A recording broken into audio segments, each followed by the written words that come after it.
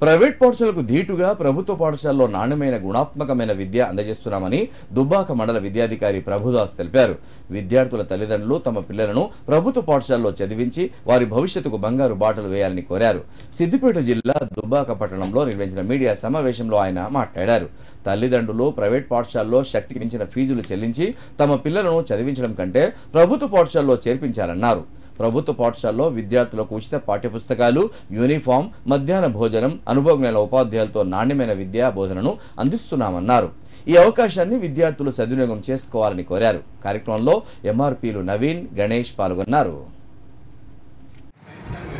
ఈ నెల 12వ తారీఖున గురువారం రోజున పాఠశాలలు పునఃప్రారంభం కాబోతా ఉన్నాయి.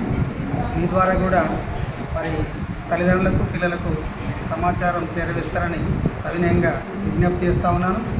ఇప్పటికే 19,992 పాఠ్యపుస్తకములను 1 నుంచి 10వ తరగతి విద్యార్థుల వరకు అందివ్వడం జరిగింది. 6,004 పుస్తకాలను, నోట్ పుస్తకాలను ప్రాథమిక పాఠశాల విద్యార్థులకు అందించాము.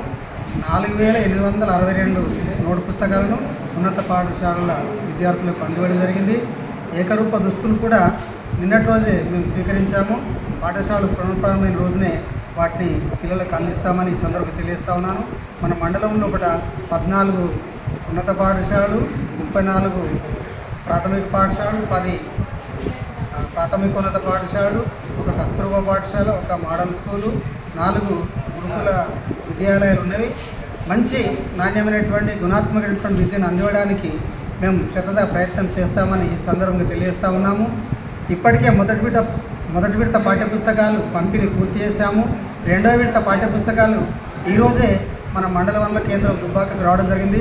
వాటిని షార్ట్అవుట్ చేసిన తర్వాత రేపే ప్రతి పాఠశాలకు చేరవేసి ఎల్లుండి పాఠశాలలు ప్రారంభమైన రోజున ప్రతి విద్యార్థికి నోటు పుస్తకాలు, పాఠ్యపుస్తకాలు, ఏకరూప దుస్తులు అందివ్వాల్సిన అవసరం ఉందని, అలా అందిస్తామని చెప్పేసి ఈ సందర్భంగా తెలియజేస్తాను.